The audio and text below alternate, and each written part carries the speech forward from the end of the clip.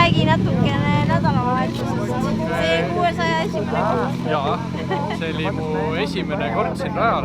Olin ainult eelmistel päevadel trenni teinud ja üleüldse mu elu esimene võistlus. Nii et esikoht on kindlasti väga imeline minu jaoks, aga ma kindlasti ei saa seda öelda ka ilma tänama Jaanus Saarmat, sest tema koolitas mind, tema õpetas, ta oli mu mentor ja siis muidugi ka kõiki oma sponsoreid, kes aitasid kulusid katta ja aitasid mind jõuda siia, kus ma täna jõudsin. Kaua sa sõidad?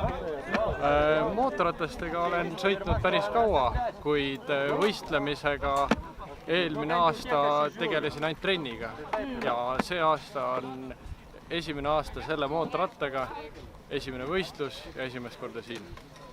Kuidas rada meeldis? Imeline rada, muu tundub kõik nii igav selle kõrval.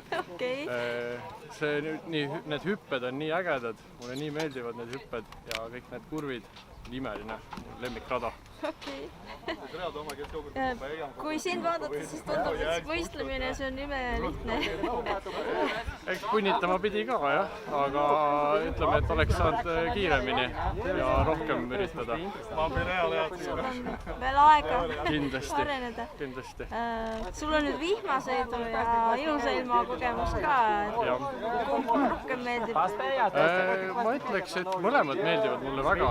Vihmaga on küll mõnesid libedaid kohti, aga nii kui sa nendega arvestad, siis pole midagi viga ja vihmaga on ka väga lõbus. Super, suur aitäh ja palju õnne! Jah, aitäh!